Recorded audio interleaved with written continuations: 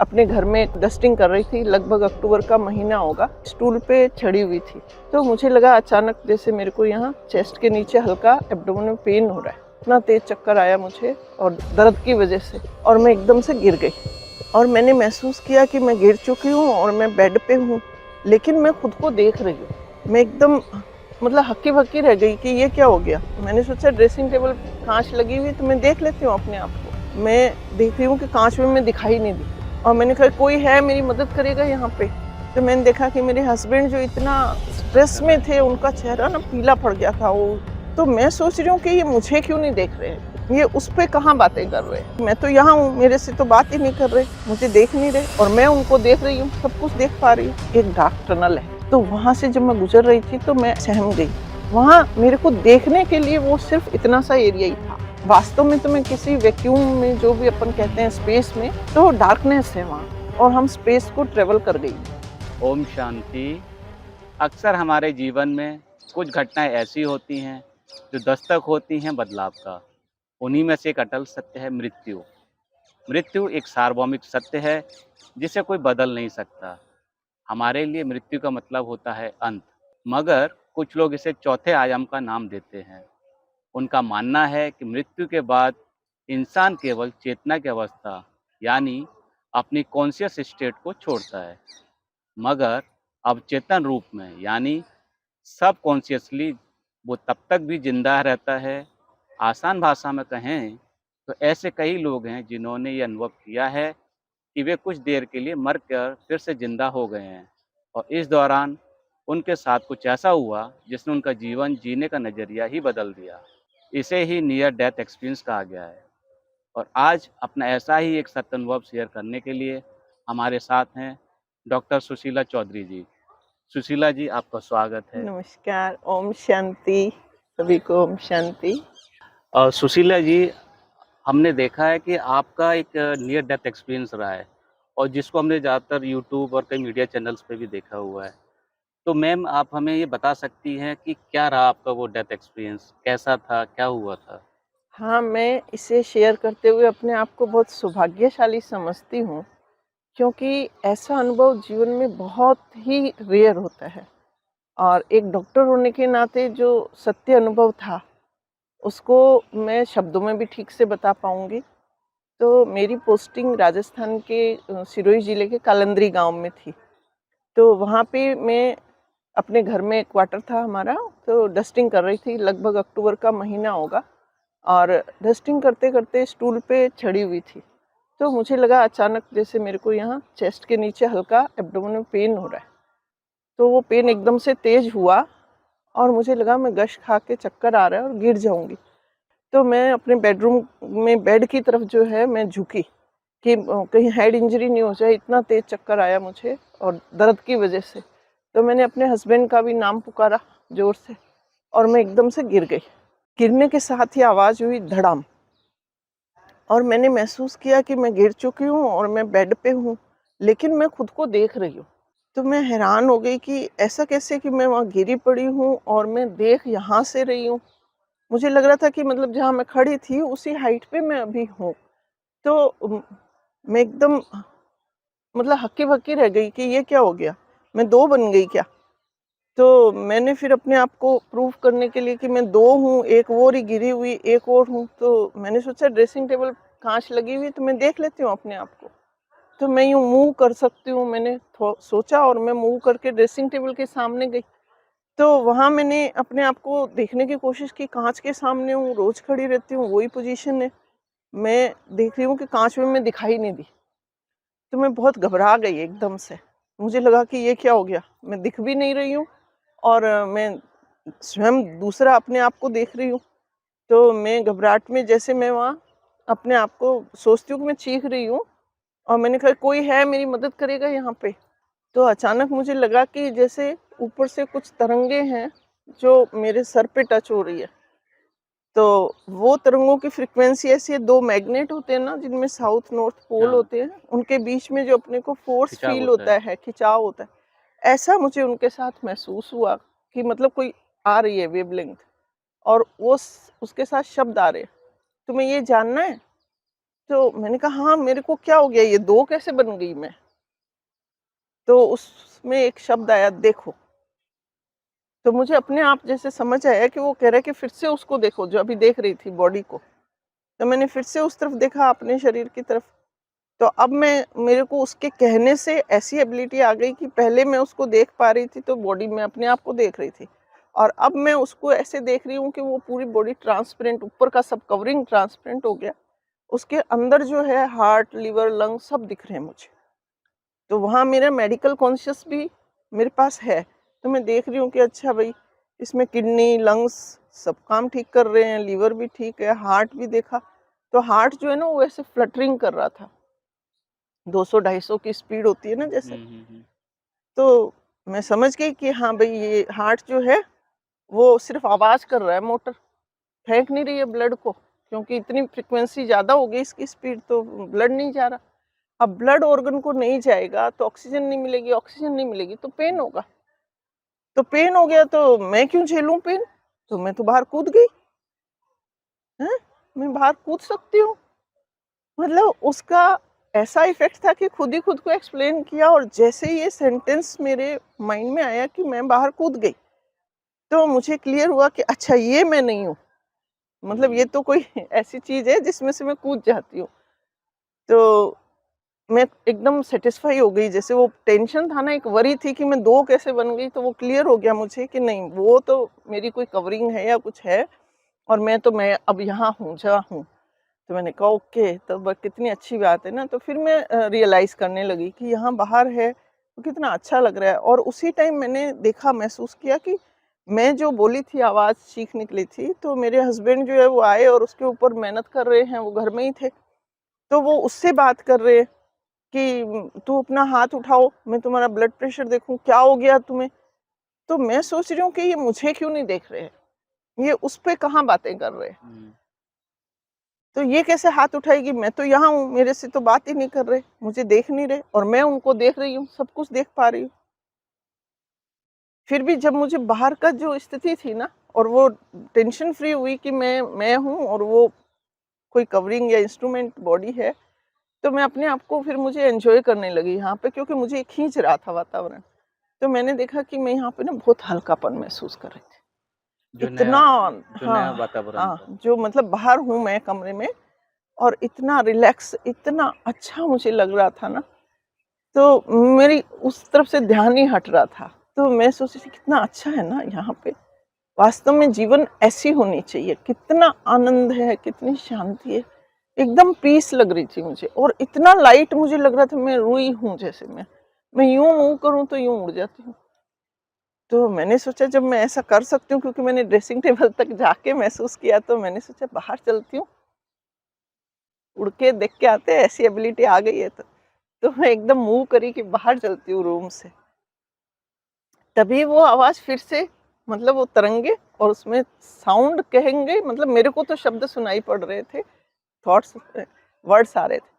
तो अचानक से उसके शब्द आए, "नहीं, यहीं रुको।" अब मैं थोड़ी घबरा घबराहट। सी गई। मैंने कहा कि ये क्या हो गया? कौन है? पहले तो मैंने मदद माँगी थी भई, पूछ करके तो इसने कहा था कि देखो चलो, मदद करी थी। पर अब तो ये मेरे ऊपर ही खड़ा है कोई, और मैंने तो मन में सोचा है कि मैं यहाँ चलूँ, उड़ूँ, बाहर जाऊँ। तो ये तो कोई है तो सही। तो फिर मैं थोड़ा याद करने की कोशिश कर रही थी कि कोई है क्या, मैं कभी जानती हूँ इसको? कुछ याद नहीं आया मुझे। पर मैंने कहा ये जो भी है ना, इतनी फीलिंग आ रही है कि ये मेरा हितैषी है कोई, और मैं इसे डिसओबे नहीं कर पाऊँगी। क्योंकि इसके अलावा मेरे पास कोई चारा नहीं है, बाहर का वर्ल्ड मुझे ऐसे लग रहा था। तो मैंने कहा और कोई रास्ता नहीं है भाई, खड़े रहो, इसने बोल दिया है तो खड़े ही रहो यहाँ पे। तो खड़े-खड़े मैं फिर वही रूम के सीन देख रही हूँ। तो मैंने देखा कि मेरे हस्बैंड जो इतना सफ़र स्ट्रेस कर रहे में हैं। थे, उनका चेहरा ना पीला पड़ गया था, वो देख रहे थे वहाँ पे डॉक्टरी हिसाब से। तो वो अपना एन्जॉय करके, जैसे मैंने फिर से उनकी तरफ देखा, तो मैंने कहा अब इनका चेहरा पिंक कैसे हो गया? ऐसा इनको क्या अच्छा मिल गया? तो फिर मैंने अपनी बॉडी देखी, तो वो बॉडी में फिर से हार्ट बीट जो है नॉर्मल 70-80 के आसपास हो गई। तो अंदर का सिस्टम मुझे सब सही लगा। तो मैं खुश हो गई, मैंने कहा कि चलो अच्छा है, इनका टेंशन फ्री हुआ। मुझे नहीं पता था, वहाँ पे कोई एहसास नहीं था कि ये कोई मेरे लिए भी टेंशन की बात है या मेरे साथ क्या घटित हो गया। हुँ। तो मैंने यही सोचा कि हाँ अच्छा इनका टेंशन फ्री हो गए, इस टेंशन से फ्री हुए तो मुझे भी शायद कुछ और रास्ता मिल जाएगा। तो जैसे ही मैंने ये सोचा कि इट्स ओके, ये सिस्टम ठीक हो गया, इसलिए इनके चेहरे पे रौनक है, तो वो फिर थर्ड टाइम कनेक्ट हो गई वेवलेंथ। तो वो मुझसे पूछती है कि तुम अब संतुष्ट हो इससे? मैंने कहा हाँ अब तो सिस्टम ठीक है। तो उसने ना चाहते हुए, मेरी इच्छा नहीं, कुछ मुझे नहीं पता था क्या कहेगा वो, लेकिन उसने कहा तो जाओ। अब वो जाओ शब्द था भाई साहब, और मैं जो है मेरा एग्जिस्टेंस यहाँ से गायब। और मुझे अचानक से फील हुआ कि मैं जो बाहर इतना हल्का, इतना आनंद में जो थी, मैं उस बिस्तर पे पड़ी हूँ और मैं उसके अंदर एंटर कर गई हूँ बॉडी में। ये एहसास मुझे आ गया। क्षण नहीं लगा कोई भी, पर मेरे को ये पता चला कि मैं बाहर थी और अब मैं उसमें हूँ और मैं पड़ी हूँ और मैं बॉडी को मतलब इतना वेट फील कर रही हूँ अपने आप को, और ऊपर के पोर्शन में मुझे वीकनेस महसूस हो रही है। और वो मुझे समझ में आया कि ये वीकनेस इसलिए है कि मेरे को अभी ब्लड सप्लाई कम हुई थी, तो ये सब हुआ है। तो ये सोचते ही वहाँ कि मैं इस पिंजरे में बंद हो गई, हुँ। मतलब मेरी आँख में आँसू आ गए। और अ, वही वो। आँसू आ गए तो मैंने सोचा कि ये स्वप्न तो है नहीं, तो मैं ऐसे फ़ील करना चाहती थी अपने आँसू कि देखूँ मैं कितना। तो मैंने हाथ उठाना चाहा तो इतनी वीकनेस थी, मेरे हाथ नहीं उठे। तो मेरे युगल बोले कि तू टेंशन मत करो, सब ठीक हो गया, सब ठीक हो गया, कोई नहीं, कोई नहीं। उन्होंने सोचा कि मैं रो रही हूँ, किसी पेन से रो रही होंगी, और मेरे शब्द बोलने की इच्छा नहीं थी।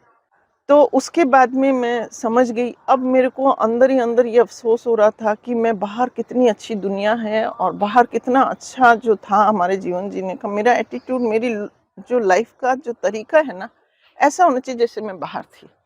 या अंदर तो मुझे बहुत बोझ महसूस हो रहा था। तो ये एक्चुअली में मेरे जीवन का वो हिस्सा था जिसने मेरी ज़िंदगी परिवर्तित कर दी। और उसके बाद मैं 2-3 दिन तक तो मतलब म्यूट चुपचाप पड़ी रही उसी पोज़ीशन में, और सिर्फ़ वो डॉक्टर साहब ग्लूकोज़ चढ़ाते रहे मुझे, मैं ना खाना खाया ना कुछ किया। और उसके बाद 2-3 दिन बाद उठ कर के मैंने अपने हस्बैंड को बताना चाहा, तो उन्होंने तो सुना भी नहीं। कहते कुछ नहीं, ऐसा ये विश्वास ही नहीं किया हैल्यूसिनेशन, होगा। हाँ। कहते हैं हैल्यूसिनेशन हो गया। ऐसा होता है, ऑक्सीजन की कमी होती है ना तो कुछ-कुछ ऐसा फ़ील हो जाता है। डोंट वरी उसकी, क्योंकि वो टोटल मेडिकल माइंड यार पर्सन है। एक्चुअली मेरा क्वेश्चन यही आ रहा हुँ। था कि जो आपका एक्सपीरियंस बता रहा है, ये साइंस से बहुत परे है, क्योंकि साइंस तो हर चीज़ का सबूत मानता है। और जो आपने अभी बोला, और वो भी डॉक्टर हैं, वो तो वो भी साइंस के 100% स्टूडेंट हैं, जी। तो उनको इतना ईज़िली विश्वास ही नहीं हो रहा होगा। तो ठीक है। इसलिए उन्होंने कहा कि नहीं चिंता मत करो, ये तो ऑक्सीजन की कमी होती है ना तो दिमाग में ऐसे हुँ, आ जाती है, तो इसलिए छोड़ दो। लेकिन मैं समझ गई थी कि ये कोई डिल्यूज़न नहीं था, कोई हैलुसिनेशन नहीं था। मैंने अपने आप को बाहर रियलाइज़ किया था, मेरा वो एक एक्जिस्टेंस था, और ये जो बॉडी है ये मेरा डिफरेंट पार्ट है और मैं अलग हूँ, ये मेरी कोई कवरिंग होती है जिसके साथ हम लोग बाहर दुनिया में बिहेव करते हैं। और इसके बाद जैसे मैं उठ गई खड़ी होके 2-4 दिन बाद, तो ऐसा मेरी मानसिकता हो गई कि मैं ना जैसे खुद फ़ील कर रही थी कि मैं इस पिंजरे में बंद ऐसे चल रही हूँ, फिर रही हूँ, काम कर रही हूँ। जैसे तोता बंद होता है ना, पिंजरे के साथ चल रही हूँ, ऐसा फँसा हुआ। बोझिल महसूस करने लगी।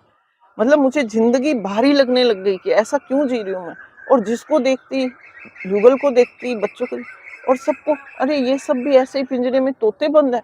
मुझे पता तो चल गया, इनको तो पता भी नहीं है हुँ, कि ये सब तोते बंद हैं पिंजरे में और ये पंछी इतने हल्के हैं। तो इसलिए आपने बताया कि आपने कुछ देर के लिए ऐसा फ़ील किया कि मैं एक बॉडी से बाहर हूँ और एक कोई आवाज़ मुझे लगा रहा है। तो वो आवाज़ कौन थी? क्या थे? क्या वो कोई भगवान थे, कोई परमात्मा थे, कोई शक्ति थी? मैं ये कह सकती हूँ कि उस समय मैं जब बॉडी से बाहर थी, तो वहाँ मैं ये महसूस कर रही थी कि ये कोई मेरे जैसे ही होगा, इंडिविजुअल होगा, और ये मुझे हेल्प कर रहे हैं, मार्गदर्शन कर रहे हैं। क्योंकि उस समय ना तो मुझे ये मालूम था कि ये मेरा डेथ की कोई इवेंट हो रही है, क्योंकि मैं ऐसा फ़ील ही नहीं कर रही थी। मुझे लग रहा था ये अलग है, मैं अलग हूँ, मैं तो मेरी हूँ जगह। तो मेरे दिमाग में कहीं भी डेथ शब्द टच ही नहीं हो रहा था, और ना मेरे को ये लग रहा था कि मुझे भगवान की ज़रूरत भी है। तो मैं नहीं समझ पाई उस घड़ी में कि वो भगवान है। तो मैं नॉर्मल समझ रही थी कि कोई है जो मेरी मदद कर रहा है। लेकिन हाँ, उसे मैं देख नहीं पा रही थी। लेकिन उसकी जैसे हम फ़ोन पे आवाज़ सुनते हैं ना, इस तरह से मुझे वो तरंगों के साथ साउंड आ रही मैं थी, आपको इंटरप्ट थॉट्स कर आ रहा रहे हूँ। थे। जो आपने अभी बोला कि मैं सिर्फ़ साउंड सुन पा रही, तो उनके आस-पास का ऑरा कैसा था? नहीं, एक मैं देख ही नहीं पा रही थी, अच्छा, वे जो शब्द आ रहे थे ना, वे शब्द मुझे जैसे फ़ोन पे सुनते हैं, इस तरह से मुझे माइंड में सुन रहे थे, कि वो जो कह रहे हैं मैं उसे फ़ॉलो करूँ। तो ऐसे लग रहा था कोई डिस्टेंस से मुझे कम्युनिकेट कर रहा है, तो मैं उसे उस वक़्त नहीं देख पाई थी। सुशीला जी, फिर आपने आप बताया कि आपको कुछ फ़ील होने लगा कि मैं एक बॉडी में कैद हूँ, एक पिंजरा है। उसके बाद फिर आपके जीवन में क्या बदलाव आया? मैं सच बताऊँ आपको कि उसके बाद मेरी जीवन में जितना कोई उससे पहले मैं अच्छी खासी प्रैक्टिस करती थी। एक गायनेकोलॉजिस्ट की तरह प्रैक्टिस करने लग गई थी। लेकिन उस दिन से मेरे मन के सारे लक्ष्य बदल गए और मुझे सिर्फ़ एक लक्ष्य हो गया कि मेरे को वो चाबी चाहिए, जो मैं मेरी मर्ज़ी से इस शरीर से बाहर निकलूँ और मेरी मर्ज़ी हो तो मैं इस पिंजरे में आऊँ। ये एक लक्ष्य मेरा हो गया। तो इसको मैं फिर तलाशने लगी, मैंने प्रैक्टिस बंद कर दी बिल्कुल। गवर्नमेंट जॉब था वो तो करना था, लेकिन मैं यहाँ-वहाँ पुस्तकों में जो महात्मा लोग होते हैं, हम देखते हैं कि कहाँ भी किसी को पता है, कोई एक्सपीरियंस्ड है, बोलते हैं इन्होंने आत्मानुभूति या कुछ किया हुँ, है। क्योंकि उसके बाद जब मैंने मनन किया, तब मुझे ये एहसास हुआ कि ये मेरी डेथ की इवेंट थी। मैं बाहर निकल गई, फिर मैं अंदर आ गई। इसको दुनियादारी से तरीके से हम डेथ कहते हैं। और वो डेथ थी और उसमें वो जिसने मदद की थी, मोस्ट प्रोबेबली वो भगवान ही था, क्योंकि तब तक मैं भगवान से रूबरू मिली नहीं थी। ये जो तो अभी आपने बोला कि मुझे लगा कि मैं डेथ को छू के वापस आ गई या डेथ हुँ, के नियर बाई में थी हाँ, और मुझे वो भगवान सा ये कैसे आपको फीलिंग कैसे लगी कि मैं डेथ को टच होके आ रही हूँ? वो इसलिए ना कि हम दुनिया में जानते हैं ना कि वो इनएक्टिव पड़ी थी। वहाँ हुँ, पल्स, बीपी डॉक्टरी हिसाब से कुछ भी नहीं था और वो मेरे हस्बैंड का चेहरा पीला पड़ गया था क्योंकि वहाँ ना पल्स थी, ना ब्लड प्रेशर था।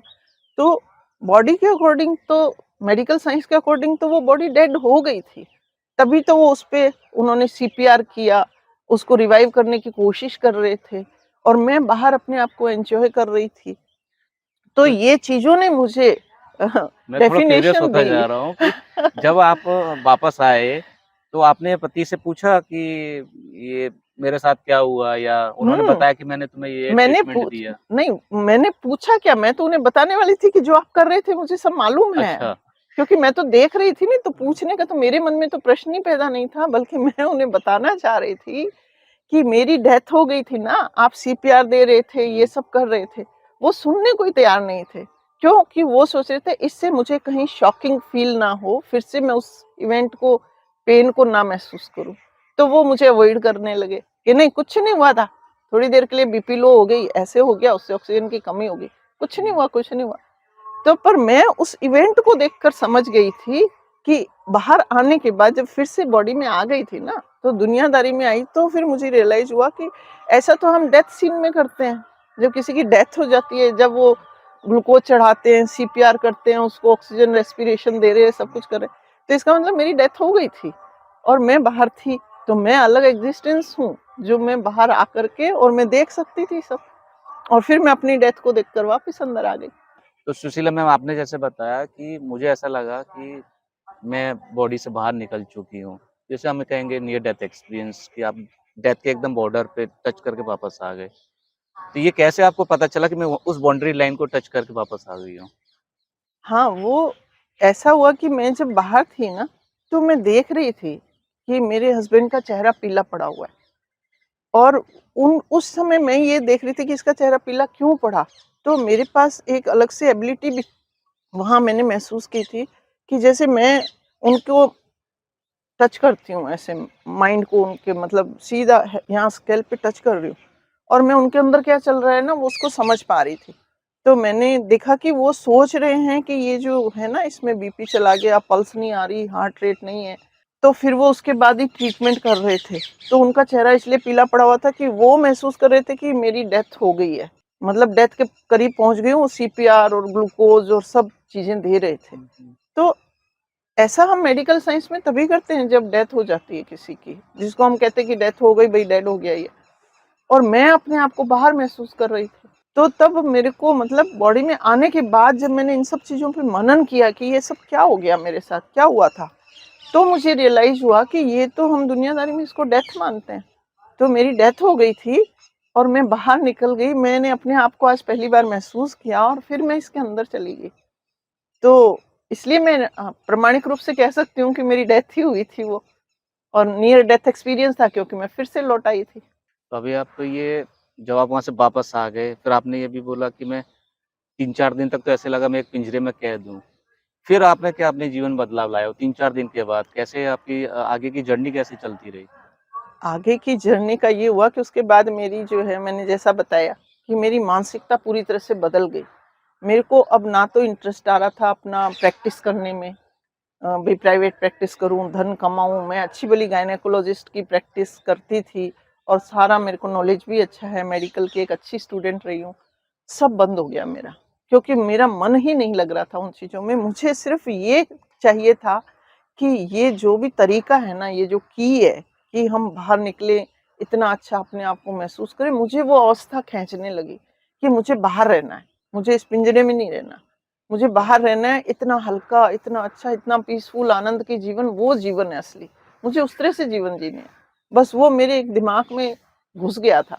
तो मैं उसके लिए ढूँढने लगी कि इसका तरीका कहाँ मिलेगा।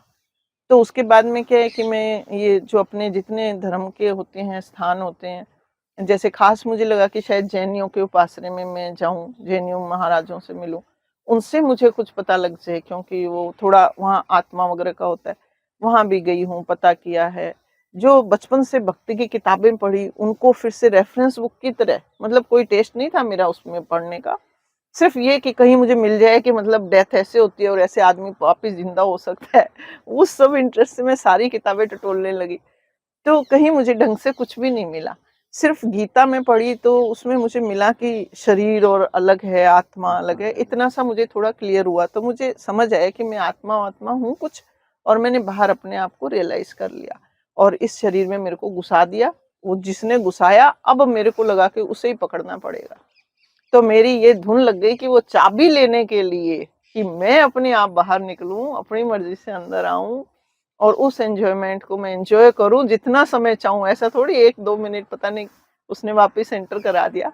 तो वो चाबी मुझे लेनी थी और वो चाबी उसके पास है जो मुझे दिखाई नहीं दिया, पर जिसने मुझे अंदर डाल दिया। तो तो उसको मैं ढूँढने के लिए वो तरीके ढूँढने लग गई थी।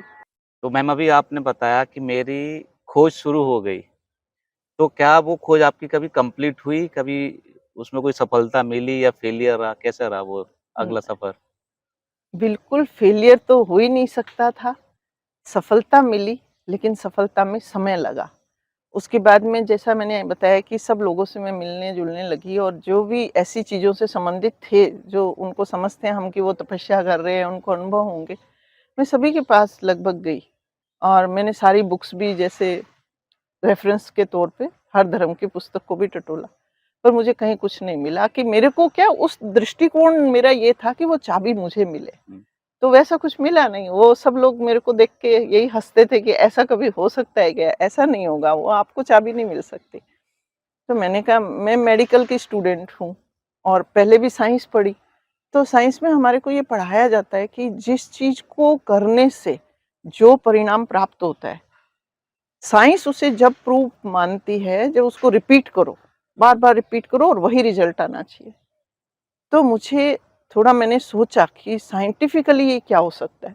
तो मुझे समझ आया कि ये मैं अब स्थिति है बॉडी में जैसे मैं, तो ऐसे मेरे को नहीं वो मिलेगा जिसने कम्युनिकेट किया। वो शायद उस स्थिति में कम्युनिकेट करता है जब हम इस आवरण से बाहर होते हैं। तो मैं अब क्या करने लगी कि खुद ही अभ्यास करने लगी, रोज़। क्योंकि मेरी तो नींदें खत्म हो गई थी। वो इतना अच्छा टेस्ट था ना बाहर जो था, वो उसको मतलब मैं भुला ही नहीं पाती थी जीवन में। तो मैं बार-बार रात को जब भी मुझे वक़्त मिलता था, मैं एकांत में चल बैठती और मैं ये सोचती थी कि ये मेरी बॉडी गिर गई और मैं ये बाहर निकल गई। तो मैं ये प्रैक्टिस करने लगी रोज़-रोज़। तो शुरू में थोड़ा हँसना आया अपने ऊपर कि कुछ अजीब-सा कर रही हूँ मैं। लेकिन मैंने देखा कि थोड़े 2-4 दिन बाद ही मैं ऐसा उस अवस्था को फिर से पाने लगी थी, कि जब मैं ऐसा सोचती हूँ ना, मैं बाहर हूँ, मैं बहुत अच्छा फ़ील कर रही हूँ, मैं उस दिन की वो सारी जो इमोशंस थे उनको रियलाइज़ करती थी। तो मैं उनमें टिकने लगी। तो मुझे लगा कि मैं ऐसा कर सकती हूँ। उसके बाद मैं इसको और गहरा करने लगी।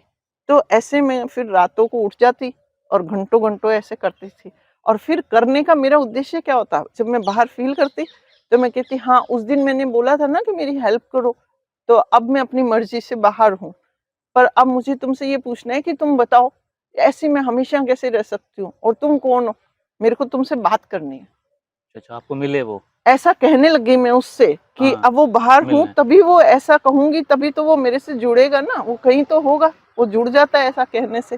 तो मैंने कहा मेरे को तुमसे मिलना है और मेरे को ये अपने आप करने की जो मर्ज़ी आवे जब बाहर जाऊँ, मर्ज़ी आवे जब ऐसे अंदर रहूँ, तो ये मुझे जानना है ये सब और इसकी चाबी मुझे चाहिए और तुम कौन हो, कहाँ हो? अब बात करो मुझसे, देखो मैं बाहर आ गई। तो ऐसा अभ्यास मैं रोज़ करने लगी। ऐसे करते-करते मुझे कुछ समय बीत गया और फिर एक दिन मुझे लगा कि मैं ना एक छोटा-सा ऐसे माथे में जैसे तारा चमक रहा है, वो अभ्यास करती हूँ ना उस टाइम और मुझे लगा मैं ऐसे यहाँ से ऐसे पूरा शरीर को मैंने ड्राइव करते ना कोई ऐसे तो कंट्रोल करा, पूरे शरीर में घूम गई और एक बिंदी, एक चमकती हुई बिंदी में यहाँ हो गई और फिर यहाँ से निकल गई बाहर। और मैं अच्छे से महसूस कर रही हूँ कि मैं उस बिंदी के ऊपर जैसे सवार हूँ और वो बिंदी निकल कर ना एकदम से बाहर जा रही है। पूरा आकाश को चीर दिया, रोशनी दिख रही है, उसको भी चीर के फिर आगे बढ़ चली। और फिर मैं एक थोड़ा-सा अंधेरा आया, उसके बाद मैं आगे चली गई और अचानक मैंने कुछ मिलीसेकंड भी समय नहीं लगा। उस अंधेरे में थोड़ी घबराई ज़रूर थी मैं, लेकिन वो मैं जैसे मुझे कोई खींच के ले जा रहा है, मैं खुद नहीं जा रही थी। तो मैं रोज़ ये प्रश्न करती थी ना, शायद उसका परिणाम था कि मैं खींच के चली जा रही हूँ और फिर मैं अचानक एक लाल रोशनी के एरिया में पहुँच गई और वहाँ मैंने देखा कि वहाँ डिम लाइट है और ऐसा जैसे कैसा बताऊँ आपको, पिक्चर हॉल होते हैं ना अपने, तो हुँ, वहाँ जैसा डिम लाइट होता है और सामने कुछ होती है रोशनी स्क्रीन से आ रही होती है। तो ऐसा मुझे वहाँ पे दिखा, रेड लाइट ज़ोन है और मैं वहाँ पहुँच गई। तो मैंने कहा ये कौन-सी जगह आ गई? और मेरे को क्या करना है? तो वहाँ पे एक जैसे टॉर्च वाला वो दिखाता है ना, अपनी सीट होती है सीट ऐसे, नंबर हाँ, तो ऐसे मुझे किसी एक किरण रोशनी की है, उसने मुझे अपना प्लेस दिखाया। तो मैं वहाँ पहुँच गई, वहाँ पे तो मैंने कहा कोई जगह है क्या? पिक्चर हॉल है क्या है? तो यहाँ सब क्या कौन बैठा है? तो मैं ऐसे देखने लगी तो वहाँ मैंने देखा कि सब बिंदियाँ-बिंदियाँ ही दिख रही है मुझे। सब बिंदियों का अरेंजमेंट ही है और मैं उन बिंदियों को देख तो रही हूँ, बिंदी है वो, लेकिन मैं आइडेंटिफ़ाई कैसे कर रही हूँ, ये मेरी मदर है, ये मेरी सिस्टर है, अच्छा ये तो मेरी फ्रेंड है। ऐसे मैं लोगों को पहचान रही हूँ वहाँ बिंदियों में। तो मैंने कहा ये लोग कर क्या रहे हैं यहाँ पे? तो देखती हूँ कि वो सबका ध्यान आगे की तरफ है, मेरी तरफ कोई देख ही नहीं रहा। तो मैंने भी सामने देखा क्या है, तो सामने क्या बताऊँ मैं, इतना प्यारा, इतना दिव्य एक बिंदी थी, एक रोशनी है, इतनी शानदार है वो, उसमें से जो प्यार और शांति की किरणें निकल रही है, वो हमको ना भर रही है। बस उसके बाद तो उसको एन्जॉय करने लग गई मैं और फिर मैं एन्जॉय कर रही थी। करते-करते मैंने देखा कि मेरे आगे ना 2 रो और है। तो मैं क्या, हुँ, बचपन से संस्कार होते हैं ना हमारे, तो मेरे को हमेशा आगे बैठने की आदत थी, फर्स्ट रो में। तो मुझे लगा कि नहीं, मैंने देखा मैं थर्ड रो में हूँ, तो मेरे मन में एकदम से विचार आया, मुझे फर्स्ट रो में बैठना है। आदत पड़ी हुई है। तो मैंने मन में कहा कि मेरे को फर्स्ट रो में बैठना है। कैसे बैठूँगी? कौन बताएगा मुझे फर्स्ट रो में कैसे बैठूँगी? तो जैसे ही मैंने ऐसा सोचा, तो वो एकदम से जैसे वो सामने रोशनी थी ना, उसमें से किरण आई। उस किरण ने मुझे टच किया। उसमें शब्द आए, "अच्छा तो तुम पहली रो में बैठना चाहती हो?" और मैं उसको सुनते ही हैरान हो गई। अरे! ये तो वही शब्द है, वही फ्रीक्वेंसी है, जैसे हम फ़ोन पे पहचान लेते हैं ना, कोई नहीं भी देखा होता है। अरे! ये तो वही है, जिसने मुझे अंदर डाला था। तो ये तो सितारा बिंदी सा है ये तो, इतना अच्छा यही है। तो मैं उसको देख भी रही हूँ, एन्जॉय कर रही हूँ और साथ में बोल रही हूँ, "हाँ, हाँ, मेरे को फर्स्ट रो में बैठना है।" तो उसने कहा, "उसके लिए तुम्हें पढ़ाई करनी पड़ेगी।" मैंने कहा, "हाँ, मैं बहुत पढ़ाई करूँगी। मेरे को पढ़ाई का बहुत ही शौक है। मैंने देखो मेडिकल पढ़ाई कर ली है ना, और भी करूँगी।" तो उसने कहा, "अच्छा, पढ़ाई करोगी तो जाओ।" उसने कहा, "जाओ" और मैं फिर से वापस अपने पलंग पे। अब तो मैं समझ गई कि रास्ता मिल ये गया। वो चीज़ है, जो कंट्रोल कर रही है और जब मैं बाहर होती हूँ तो ये मुझे ऐसे करता है। अच्छा, एक बात मैं यहाँ बताना भूल गई कि जब मैं देख रही थी ना रोशनियों को, बिंदियाँ, तो मैंने ये देखा था कि जो बिंदियाँ आगे थी, मैं क्यों फर्स्ट रो में बैठना चाह रही थी, जो बिंदियाँ आगे थी ना वे ज़्यादा ब्राइट थी, बहुत ज़्यादा चमक रही थी, और पीछे जो बिंदियाँ थी वे कम थोड़ी चमक रही डल हो थी। हल्की सी डल। तो मुझे ये एहसास हो गया और ये मुझे पता लग गया कि जो आगे बैठ रहा है उसको उसका जो प्यार और ये जो मिल रहा है ना वाइब्रेशन, ये उसको ज़्यादा मिल रहा है, जो पीछे है वहाँ तक कम जा रहा होगा शायद, ऐसा मुझे फ़ील हुआ। तो मैंने इसलिए सोचा था कि मैं फर्स्ट रो में बैठूँगी, इसके और करीब जाऊँ, और करीब उसके पास तो जा नहीं सकते, वो जो अरेंजमेंट था, तो मैंने कहा फर्स्ट रो में बैठूँगी। तो ये मैंने वहाँ रियलाइज़ किया। उसके बाद मैं आ गई, जाओ कहा तो। तो फिर अभी आपने, तो ये क्वेश्चन यहाँ से फिर मेरे दिमाग में को नया आ गया कि आपने बोला फर्स्ट रो में पहुँचना है। तो फिर क्या ऐसा किया कि मैं फर्स्ट रो में आ जाऊँ, टॉपर बन जाऊँ फिर से? हाँ, अब यहाँ मैं आपको बताना चाहूँगी कि जैसे ही मैं बॉडी में आई, तो मुझे बहुत अफ़सोस हुआ। किस बात का? कि ये तो मैं पूछना ही भूल गई, क्या पढ़ाई करनी है और कहाँ पढ़ाई करनी है। क्योंकि हमेशा ऐसा होता है, अब मैं रियलाइज़ कर गई उसको कि वहाँ पहुँच के ना, जो वो सुचवाता है ना, जो जितना वो बुलवाना चाहता है, करना चाहता है, उतना ही हो उतना ही पाता है। होता है। शायद वो ऐसी स्थिति होती है कि जैसे फ़ोन, मोबाइल फ़ोन जेमर में चले जाते हैं ना, कुछ नहीं कर पाते। हम भी उसके सामने थी, तो मैं इतना उससे अभिभूत हो गई थी कि उसके अलावा मुझे लगा कुछ करने की ज़रूरत नहीं है, मैं तो सब कुछ तो मिल गया, अब और कोई प्रश्न ही नहीं। बस वो सिर्फ़ पढ़ाई वाला भी पता नहीं कैसे मन में एक इच्छा पैदा हो गई कि और ज़्यादा चाहिए, उसी से जुड़ा हुआ था। तो वो मैं नहीं पूछ पाई, फिर उसके लिए फिर वही मेरा तो तरीका ही मिल गया था मुझे। फिर वही बैठ जाती, फिर मैं कहती, "भई मुझे तो वो बता तो सही, अधूरी बात रह गई कि वो पढ़ाई कहाँ है? कौन-सी पढ़ाई करूँ? कहाँ जाना है? कौन-सा इंस्टीट्यूट है? किधर जाके पढ़ना है?" तो ये मेरी आध्यात्मिक जीवन यात्रा शुरू हो गई थी, और इसमें आगे चल के वो बहुत लंबी हो जाती है, लेकिन मैं यहाँ शॉर्ट में बताऊँगी कि इसमें आगे चल के फिर मैं एक दिन वहाँ पहुँची, बात मुलाकात हुई।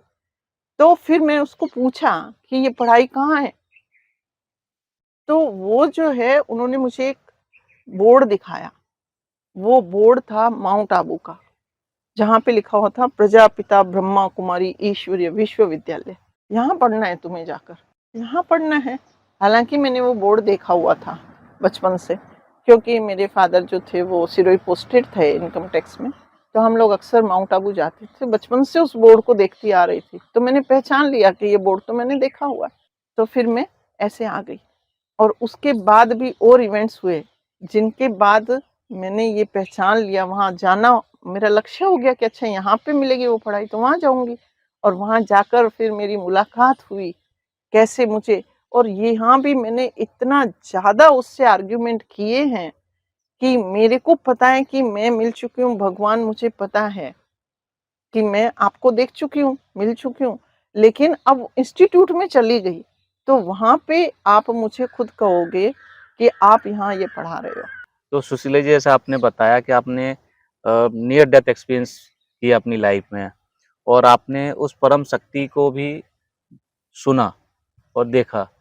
तो कैसा लगा आपको? कैसा फ़ील हुआ? कैसी फ़ीलिंग आई कि मैं किससे मिल रही हूँ, कैसे मिल रहा हूँ, देखने में कैसा है? बहुत सारे क्वेश्चन मेरे माइंड में भी आ रहे हैं कि लोग पूछते रहते हैं हाँ, ना, भगवान है, शक्ति है, कैसी दिख रही है वो? हाँ, तो मैं आपको बताना चाहूँगी कि जब मैं वो अभ्यास करने लगी, उसके बाद मुझे पता लग गया कि मतलब मैं कुछ अलग हूँ और ये बॉडी मेरी अलग है। तो मैं रोज़ उस बॉडी से बाहर जैसे हूँ, अपने एग्ज़िस्टेंस को फ़ील करने लगी और अभ्यास करने लगी। तो उस अभ्यास को करते-करते उसी की मतलब मेहरबानी हुई कि एक दिन में वो ट्रैवल पे ले गया मुझे, और वो इतना दूर ले गया मुझे, तब वो मुझे बिंदी बनाकर लेकर गया। तो उस दिन तो मुझे रियलाइज़ हुआ कि ये मैं जो हूँ वास्तव में मैं सितारा हूँ। बिंदी सितारा भी क्या कहेंगे, उसमें तो रेज़ होती है ना, मैं एक डॉट टाइप हूँ, चमक रहा हूँ मतलब, तो मैं वो बिंदी हूँ।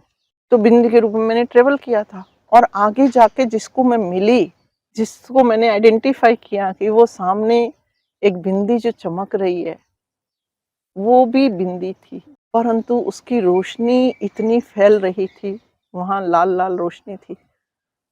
वो जैसे चाँद की चाँदनी होती है ना, तुलना तो कर रही हूँ मैं, पर वो चाँदनी से कहीं-कहीं ज़्यादा। बहुत प्यारी, बहुत शीतलता देने वाली, शांति देने वाली, मन को सुकून से भर रही थी। ऐसा लगता था हमें जो भी अतृप्ति होती है ना, वो उसको देखने से ही हम भरपूर हो जाते हैं।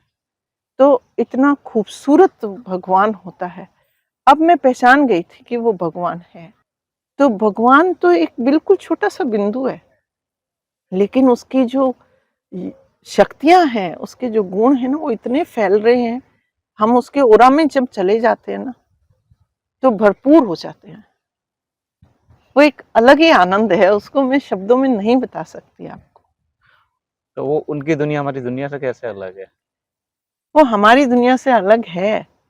मैंने देखो आपको बताया कि वहाँ सब हम बिंदियों के रूप में हैं, मैं आइडेंटिफ़ाई कर रही थी। तो हम भी बिंदियाँ ही हैं, चमकती हुई बिंदियाँ। और हम इस बॉडी में आ जाते तो अपने आप को बॉडी समझने लगते हैं। जैसे हम लोग बचपन में हमने देखते हैं ना, बच्चे की ख्वाहिश होती है भगवान को देखने की, जानने की, सुनते होते हैं, कुछ भी हमारी मनोकामना पूर्ण होती है ना, बड़ा खुश होते हैं, भगवान ने ये कर दिया, भगवान ने ये कर दिया, खुश होते हैं। तो ऐसे आपको जब ये तो आपने इतनी इस उम्र में जाके उनको मिले, जब आप एक कहते हैं कि मैं एक परिपक्व मैच्योर हो गया, तो उसके बाद फिर कैसा लग रहा था आपको? ये जब साक्षात आप भगवान आपको सामने दिख रहे, तो बहुत क्यूरियोसिटी होती है, जैसे मिलना है, हाथ मिलाना है, हाँ, हम क्वेश्चन अपनी पूछने हैं। डिमांड उसके सामने रखने लगते हाँ, हैं सबसे पहले तो कि आज मिल गया है तो अपनी माँगें पूरी करवा दें। ऐसा होता है, पर मेरी तो एक ही माँग थी जैसा मैंने आपको बताया कि मेरे तो दिल दिमाग में एक भरा हुआ था मुझे वो चाबी दे दे। मैं अपनी मर्ज़ी से बाहर निकलूँ, अपनी मर्ज़ी से आऊँ। ये लेकर ही मैं रोज़ उसको बोलती थी कि कोई है, किसके पास है वो कंट्रोल, तो वो कौन है? उस प्रश्न का ही परिणाम था कि मैं वहाँ पहुँच गई। और जब मैं वहाँ पहुँच गई तो मैंने महसूस किया वो कितना सुखदाई है, कैसा प्यारा है। तो वहाँ ये सारी बातें ना ऑटोमेटिकली जैसे दिमाग से वैनिश आउट हो गई। मेरे को कुछ नहीं याद आया कि ये भगवान है और मैं इनसे माँग लूँ, मेरे को जीवन में बहुत सारी कमियाँ हैं, वो सब ज़रूरत ही महसूस नहीं होती। मैंने कहा वहाँ जाते ही हम लोग बस भरपूर हो जाते हैं। आत्मतृप्ति हो गई। ऐसी तृप्ति होती है कि कुछ प्रश्न बचता ही नहीं है वहाँ पे। बस ये लगता है इसको देख लें, इसके पास बैठे रहें, प्रश्न रहित हो जाओ जीवन में, तो वहाँ आप बैठे रह सकते हो, आनंद ले सकते हो। प्रश्न है तो वहाँ बैठ नहीं पाते, वो प्रश्नों को पूरा करने के लिए फिर दुनिया में भेज ही देता है हमारे को। तो ये बात मुझे गहरी बड़ी समझ आई वहाँ पे कि उसका आनंद लेना है तो किसी प्रश्न की ज़रूरत नहीं है। बस वहाँ पहुँच गए, ये हमारा सबसे बड़ा सौभाग्य है, फिर आप उसे एन्जॉय कीजिए, सब कुछ प्राप्त है। आप ये जो मैंने ज़्यादातर देखा है कि जो नियर डेथ एक्सपीरियंस होते हैं, उसमें लोग कहते हैं कि हमें ऐसा फ़ील हुआ, ऐसा लगता है कि हम किसी टनल से पास हो रहे हैं और वो टनल हमें वहाँ तक ले जा रही है, परमात्मा से कनेक्ट कर रही है। तो क्या ऐसा आपकी कुछ अनुभूति हुई थी इसमें? हाँ, यहाँ मैं ये बताना चाहूँगी कि जिस दिन मेरे को बिंदी बन के मैं जा रही थी ना, तो मुझे भी ऐसा आभास हुआ पहले कि जैसे सनलाइट है, मैं रात के अंधेरे में निकली हूँ कमरे से, लेकिन उसके बाद जैसे फ़ास्ट जा रही हूँ, तो अचानक मुझे लगा जैसे डे लाइट एरिया भी आ गया है कहीं। फिर भी उसको मैं क्रॉस कर गई हूँ, उसको क्रॉस करने के बाद मैं और आगे गई हूँ तो एक डार्क टनल है। तो वहाँ से जब मैं गुज़र रही थी तो मैं ऐसे जैसे हम बॉडी को सहम जाते हैं ना ऐसे, अंधेरा है, क्या हो गया है? तो ऐसा मैं भी सहम गई। परंतु मैंने वहाँ अपने आप को रियलाइज़ किया कि मैं तो इस पे सवार हूँ भिंडी पे, और मैंने ध्यान से देखने की कोशिश की तो मैंने महसूस किया कि वहाँ टनल जैसा कुछ नहीं है। वास्तव में वो हम जो कहते हैं ना ये गैलेक्सीज़ जो होती है, हुँ। ये गैलेक्सीज़ का अंधेरा जैसे था वो शायद। और उस अंधेरे में वो टनल जैसा लुक इसलिए दिखाई देता है क्योंकि जो मेरी बिंदी की रोशनी थी ना, वहाँ मेरे को देखने के लिए वो सिर्फ़ इतना सा एरिया ही था रोशनी का। तो वो उसकी वजह से ऐसे जैसे टॉर्च की लाइट आप डालोगे कहीं तो उतना-उतना तो उतना फ़ील्ड ही एरिया क्लियर होता फ़ोकस्ड जाएगा, रहता है। और आप जा रहे हो किसी जंगल से तो जितनी रोशनी है उतना रास्ता दिखाई देगा ना। तो वो मेरी रोशनी से जो रोशन हो रहा था एरिया, तो वो टनल की शेप लेता जा रहा था। वास्तव में तो मैं किसी वैक्यूम में जो भी अपन कहते हैं हुँ। स्पेस में, तो डार्कनेस है वहाँ और हम स्पेस को ट्रैवल कर गई मैं। तो मैंने देखा मुझे रियलाइज़ हो रहा था कि जो मेरी रोशनी का ऑरा जितना-जितना था उतना रास्ता बनता जा रहा था। इसलिए वो टनल जैसा महसूस होता है। और उसके बाद तुरंत मैं लाल कॉस्मिक ज़ोन में पहुँच गई थी। अभी तो मैं थोड़ा-सा बहुत ज़्यादा इसमें घुसता जा रहा हूँ और मेरे क्वेश्चन खत्म नहीं हो रहे। तो अब ये क्वेश्चन अब ये क्रिएट होता है कि हमने तो यहाँ बहुत सारे नाम रखे हुए हैं आपने, तो क्या वो भी हमें नाम से ही पुकारता है कि कुछ अलग ही उनकी भाषा होती है?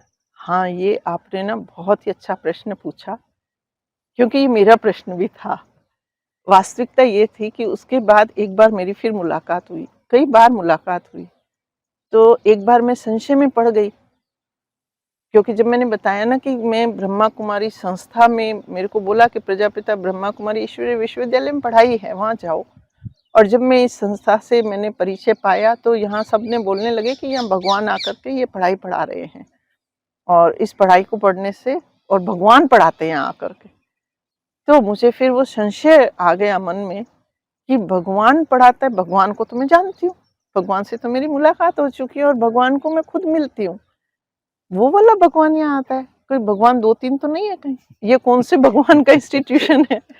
तो वो संशय जो मन में आ गया, तो फिर मैंने अपने वाले भगवान से कह दिया कि भाई मुझे ये तो प्रूफ करना पड़ेगा आपको, मैं तो तभी पढ़ूंगी जब तुम ही पढ़ा रहे हो यहाँ पे।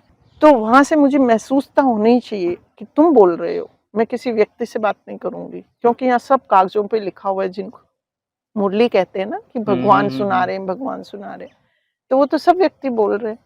तो वो फ्रिक्वेंसी मुझे यहाँ महसूस होगी तो मैं मानूंगी। तो उस वार्तालाप को भी मैंने फील किया, और उसके बाद मैं बहुत संतुष्ट हो गई थी कि भगवान वही है जिन्होंने ऊपर देखा था मैंने, जो बिंदी हैं वही यहाँ पढ़ा रहे हैं, वही सब कुछ मेरे साथ हो रहा है, वही दुनिया में सबके साथ कर रहे हैं। और मतलब मेरी ऐसी हालत थी उस दिन खुशी के मारे कि भगवान मुझे मिल गया, अब मुझे और क्या चाहिए। तो मैं उस खुशी में, आंसू आ रहे थे मुझे, लेकिन फिर एक प्रश्न आया, इससे मेरी ना खुशी खत्म होने लगी कि भगवान ने मुझे ही बोला था, ये कंफर्म नहीं हुआ। फिर एक प्रश्न आ गया, तो मेरी खुशी जा रही थी, तो मैं बहुत बेचैन हो गई, और मैंने उसको फिर से याद किया और मैंने कहा कि प्लीज एक प्रश्न का उत्तर और दे दो, कि आपने मुझे ही संबोधित किया, ये मैं कैसे मानूं। और मैं सौभाग्य समझती हूँ अपना कि वो फिर से मुझसे कनेक्ट हो गए बातचीत में। ये कब की घटना है? ये 97 की। अच्छा। 93 में मुझे नियर डेथ एक्सपीरियंस हुआ था, और 4 साल लग गए इस मोमेंट तक पहुंचने में, काफ़ी तपस्या की। और उसी दौरान कुछ घटनाएं ऐसी हो रही थी घर परिवार में कि मेरी छोटी सिस्टर हैं, वो यहाँ समर्पित होने जा रही थी। ये मुझे समाचार मिला कि वो ब्रह्मा कुमारी ज्वाइन कर चुकी हैं।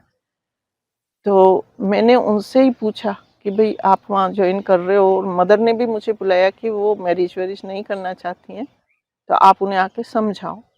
तो जब मैं उन्हें समझाने के लिए उनसे वार्तालाप कर रही थी, घर गई थी, तो उस वार्तालाप में उन्होंने मुझे अपना वो कन्विंस करने के लिए कि मैं ब्रह्मा कुमारी में क्यों जा रही हूँ, उन्होंने मुझे पूरा राजयोग कोर्स करवा दिया।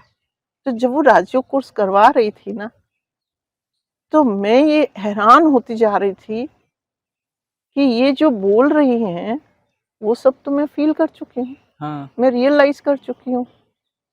उनको शब्द ये दे रही हैं, तो मैं समझ रही थी कि ये भी जरूर भगवान से मिल ली हैं। 12 घंटे हमारा एक ही दिन में हुआ, क्योंकि हम इतने एक्साइटेड थे, और मैं उस कोर्स को हैरानी से सुनती जा रही थी कि जो मेरे पास अनुभव है, ये उनको शब्द दे रही है। पर आखिर में जाके जब उन्होंने कहा, तो मैंने कहा कि आपको ये सब किसने बताया है? क्योंकि वो जब मेरे हस्बैंड ने घटना सुनना नहीं चाहिए ना, तो उसके बाद मेरे को मन में एक अजीब सा थॉट बैठ गया कि किसी ने मुझे कहा भी था कि ऐसे एक्सपीरियंस लोगों को ज़्यादा शेयर नहीं करते, उससे उसका आनंद कम हो जाता है। मतलब उन्होंने तो ये शब्द कहा था, फल नहीं मिलता है, और मुझे तो उसका फल चाहिए था। तो मैं इतनी उससे टच हो गई उस चीज़ से कि अगर मेरा वो फल चला गया तो मैं किसी को नहीं बताऊंगी। तो मैंने किसी को बताना ही नहीं, उसको बताया ही नहीं उस समय। तो मैंने अपनी बहन को भी नहीं बताया था। पर मैं अंदर में फ़ील कर रही थी कि वो बोल रही है और मैंने फ़ील किया हुआ है, तो ये उसको कहाँ से मिल गया? तो मैंने उसको पूछा कि ये सब तुम्हें किसने बताया भाई? तो उसने कहा कि भगवान आके पढ़ा रहे हैं ना यहाँ पे, तो भगवान पढ़ाते हैं। तो मेरे को एकदम से लगा कि मेरी बहन कहीं खतरे में तो नहीं है। तो मैंने कहा देखो, क्योंकि वहाँ मैं दुनियादारी हिसाब से मानसिकता थी मेरी, हम दोनों डिस्कशन कर रहे। तो मैंने कहा देखो, वो तो अच्छी बात है कि तुम बातें तो सब अच्छी बता रही हो, पर देखो आजकल ना ये महाराज लोग है ना, भगवान सब जगह आ रहा है। ये सब लोग अपने आप को भगवान भगवान कहते हैं, और फिर बहुत कुछ उल्ट सुल्ट हो जाता है तो तुम थोड़ा सावधान रहना थोड़ा सा। और भगवान ना मैं देख चुकी हूँ, मिली हुई हूँ भगवान से, भगवान अलग है। ये ऐसे भगवान थोड़ी पढ़ाए, कोई व्यक्ति के रूप में आके भगवान पढ़ाएगा। तो उसने मुझे कहा कि दीदी देखो, जैसे आप मेडिकल कॉलेज में जाते थे ना, डिसेक्शन हॉल में हम डेड बॉडी पे रहते हैं, तो उसको मैंने कभी कोई इवेंट बताई थी, उसने उसी का एग्जाम्पल दिया कि जैसे आपने वहाँ बताया ना कि आप इतने हैबिचुअल हो गए, वहाँ 1.5 साल आपको बैठना पड़ता था डेड बॉडी पे, उसका डिसेक्शन, हाथ 6 महीने हाथ पड़ते, 6 महीने पैर पड़ते, फिर ऐसे तो 1.5 साल लग जाता है हमें ह्यूमन बॉडी पढ़ने में। तो मैं उसको बताती थी, जब आती वो पूछती क्या करते हो मेडिकल कॉलेज में, तो उसने कहा कि फिर आप बताते थे कि मम्मी को मत बताना, हम उस डेड बॉडी पे बैठ के चॉकलेट भी खाने लग गए थे, मतलब केक भी खा लेते थे, हमें लगता ही नहीं थी कि वो डेड बॉडी है, ह्यूमन बॉडी। और शुरू में घर आते थे तो वो एक अलग जीवन की कहानी है। तो उसने कहा जैसे उसको किसी व्यक्ति को बताओगे तो वो विश्वास नहीं करेगा कि कोई जिंदा इंसान किसी डेड बॉडी पे बैठ कर के बर्थडे मना सकता है, क्या चॉकलेट खा सकता है। लेकिन होता था ना, आपने जीवन में किया ऐसा। वही बात है, जो करता है वो जानता है कि वो किस कॉन्सिक्वेंसेस के थ्रू होकर के गया, तब वो ऐसी स्थिति में पहुंच जाता है। तो यहाँ भगवान आया है। अब ये मैं आपको यहाँ तो प्रमाणित नहीं कर सकती हूँ, आप वहाँ आओ और आकर के वहाँ खुद ही पूछ लो तो आपको प्रूफ मिल जाएगा। तब मेरे दिमाग में वो बोर्ड वाली बात और बहन जी की बात दोनों घुस गई। तो मैं चैलेंज लेकर के गई कि मेरे को, तुम यहाँ सब बोल रहे भगवान आता है, लेकिन मेरे से तो तुम बात करोगे। तो फिर मैं बता रही थी कि वो डिस्कशन जो चल रहा था, तो मैंने कहा कि आपने मेरे से बात की, ये कैसे मानूं। और हाँ, आपका जो प्रश्न था कि भगवान किस में आया, तो वो बहन ने मुझे एक शब्द बोला था, तो मैंने कहा कि ऐसा क्या, हर टाइम भगवान ही बोलते रहते हैं क्या सब जगह? तो उसने कहा नहीं, ऐसा नहीं होता है।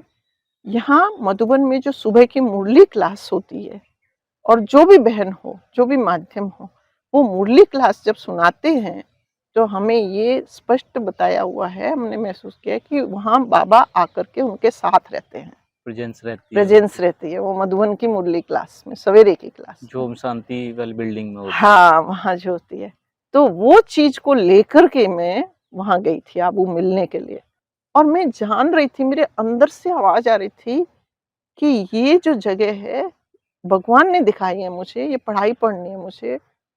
और मेरा दिल जो है वो आर्ग्यूमेंट करे बिना नहीं मान रहा कि ये वही भगवान है जो मेरा भगवान है, और जवाब मुझे इसका मिल नहीं रहा।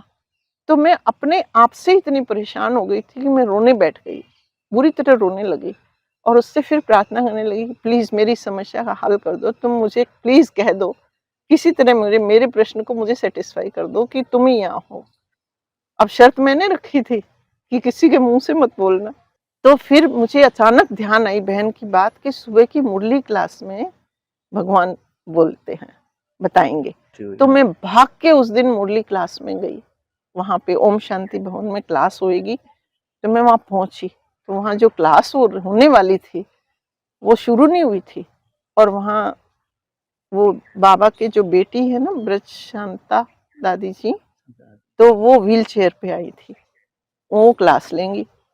तो भी मैं बाबा से बार बार कहती रही कि देखो ये बोलेंगी ना, अगर कागज उठा करके और उसमें लाइन आ जाएगी भगवान पढ़ा रहे हैं ऐसे, उसको मैं नहीं मान के जाऊंगी कि तुम पढ़ा रहे हो। तुम मेरे वाले भगवान हो ना, मेरे वाले भगवान मेरे को प्रमाणित कर दो, तुम यहाँ बोल रहे हो। तो मैं जैसे ही उस क्लास में गई बैठी, तो दादी जी ने मुरली हाथ में थी, उन्होंने रख दिया। तो दादी ने बोलना शुरू किया, ओम शांति। अच्छा बच्चों, आज बाबा किसको याद कर रहे हैं? तो जैसे उन्होंने ये बोला तो मैंने कहा मेरे को याद कर रहे हैं, किसको करेंगे मेरे सिवा? मैं 3 दिन से याद कर रही हूँ और मेरे से बात करनी है भगवान को, पर मन में बोल रही हूँ, बोल तो नहीं सकती। तो वहां जो लोग बैठे थे ना, वो हाथ उठा रहे थे, योगी बच्चे को ऐसे, पवित्र बच्चे को ऐसे। और मैं कह रही नहीं, किसी को याद नहीं कर रहे, तुम्हारे को, मेरे को याद कर रहे हैं। परंतु वो फिर वही बेचैनी बनी हुई थी। तो दादी ने कहा नहीं, वो सब बच्चे जो जवाब दे रहे थे, तो दादी ने कहा नहीं, आज बाबा उस बच्चे को याद कर रहे हैं जो इस बाबा की छत्र छाया में गोद में आया हुआ है और यहाँ से लौटकर रावण की गोद में ना जाए, चला जाना चाहता है, जाना नहीं चाहता है, पर उसे बाबा कहते हैं तू रावण की गोद में मत जाना, आज तू आ गया, बाबा की छत्र छाया में रहो। और जैसे ही उन्होंने ये शब्द कहे तो मुझे दादी दिखी नहीं, दादी दिखनी बंद हो गई और मुझे लगा कि वो बिंदी है बिंदी वापस। और वो बिंदी से वो शब्द आए। वही फ्रिक्वेंसी है, वही जो मैं बार बार पहचानती रहती हूँ कि तू बाबा की गोद में आए हो और यहाँ से बाहर मत जाना, नहीं तो रावण की चक्री में फंस जाएगी। तो बाबा ने मुझे अचानक से दिखाया क्या सीन, वो जो आउट ऑफ बॉडी हुई थी ना, मैं नियर डेथ एक्सपीरियंस हुआ था। तो बाबा ने कहा तुम कौन हो? मैंने कहा कि मैं डॉक्टर सुशीला। तो बाबा ने एकदम से वो सीन दिखाया मुझे कि तुम डॉक्टर सुशीला। तो मैंने एकदम, तो मैं तो पस्त हो गई कि मैं तो वो पड़ी हुई हूँ और मैं तो बाहर हूँ। तो मुझे थोड़ा समझ में आ गया कि डॉक्टर सुशीला तो वो रही और मैं तो ये हूँ। तो मैंने कहा वो तो ठीक है, वो डॉक्टर सुशीला नहीं होगी चलो, पर मैं जो हूँ तो मेरा कुछ नाम तो नहीं लिया ना आपने, मैं कौन हूँ? अब आप बताओ मैं कौन हूँ? तो उन्होंने कहा कौन हूँ? तुम क्या सोच रही थी उस वक्त? मैंने कहा मैं ये सोच रही थी कि आज मुझे यहाँ भगवान नहीं मिला और भगवान ने प्रमाणित नहीं किया कि वही वाला भगवान जो मेरा है वो यहाँ से बोल के मुझे कुछ बोलेंगे, तभी मैं मानूंगी भगवान यहाँ पढ़ा रहे हैं। और तुम्हारी अवस्था? मैंने कहा मैं बहुत बेचैन थी, मैं बुरी तरह से अंदर से परेशान और गुस्से में थी कि भगवान मुझसे बता नहीं रहे हैं और मैं चली जाना चाहती थी वहां से। तो बाबा ने क्या कहा था? मैंने कहा आपने कहा था कि जो यहाँ से बाहर जाना चाहता है और माया बाप की छत्र छाया छोड़कर रावण की दुनिया में जाना चाहता है, तो वहां ऐसा और कौन था? तो फिर तुम्हारी पहचान क्या है? ओह, जैसे ही उन्होंने ऐसे कहा मैं अपने आप को सब समझ गई कि मेरी पहचान है मेरे जो संकल्प चल रहे हैं, जो मैं सोचती हूँ, जिसमें अवस्था में होती हूँ, ईश्वर हमें उस अवस्था को संबोधित करता है। हमें कभी ऐसा नहीं होता कि हमारे ये जो शारीरिक नाम है उनसे संबोधित करके बात करते हैं। तो भगवान को मैंने ये जरूर पूछा कि फिर भी मैं हूँ कौन? तो बाबा ने कहा आत्मा, बोला था ना आत्मा। ओ तो मैं आत्मा हूँ और मैं जो सोच रही होती हूँ जीवन में, जिस क्षण जिस भाव में होती हूँ, वही मेरा परिचय होता है और हर क्षण हमारे परिचय बदलते रहते हैं। तो सुशील मैम आपने काफी विस्तार से अपनी ये पूरी जर्नी बताई। अब मेरे फिर भी और क्वेश्चन खत्म ही नहीं हो रहे, तो मेरा एक क्वेश्चन अगला भी उठता है कि ये सारे एक्सपीरियंस करने के बाद आपकी डेली लाइफ लाइन में क्या चेंजेस आया? तो अब क्या होता था कि अब मैं जीवन संतुष्ट हो गई जीवन में, तो डेली लाइफ जीने लगी थी। लेकिन अब मैंने ऑब्जर्व किया कि जिस दिन कोई छोटी मोटी बात पे युगल से या पेशेंट से या कोई दुनिया में किसी से भी हम ऐसी बातचीत करते थे जिसमें नकारात्मकता ज़्यादा होती थी, तो उस दिन मैं रात को जब वो प्रैक्टिस करती थी ना, मैं बॉडी से बाहर अपने आप को रियलाइज करती थी, उसमें मुझे बहुत डिफ़िकल्टी आती थी। उस दिन नहीं एंजॉय कर पाती थी उसको उस तरीके से, उतना गहराई से। तो मैं बहुत रिग्रेट करती थी कि ऐसा करते हैं ना, ये खुशी नहीं मिलेगी तुझे।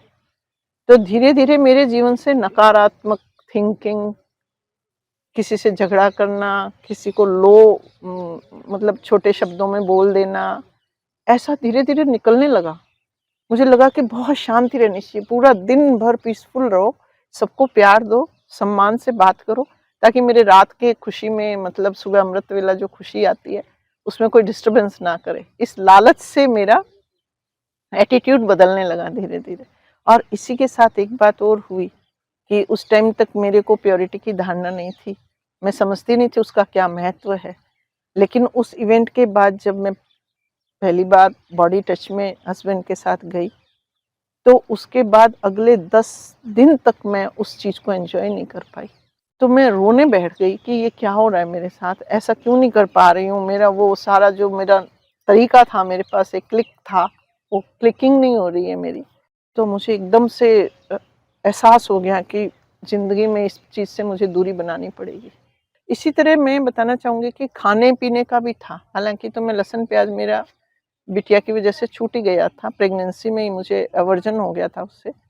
लेकिन उसके बाद फिर से हमारी तो जैसी हम जाट कम्युनिटी से आते तो खाते आए थे, तो वो फिर से भोजन बनना शुरू हुआ और उस भोजन को भी जैसे ही मैंने टच किया और खाया उस दिन मेरी अवस्था खराब हो गई, मैं नहीं एंजॉय कर पाई। तो ये सब चीज़ें मैंने राजयोग कोर्स में अपनी सिस्टर से सुनी थी कि ऐसी-ऐसी धारणाएँ करनी पड़ेगी, ऐसा-ऐसा होता है ये सब।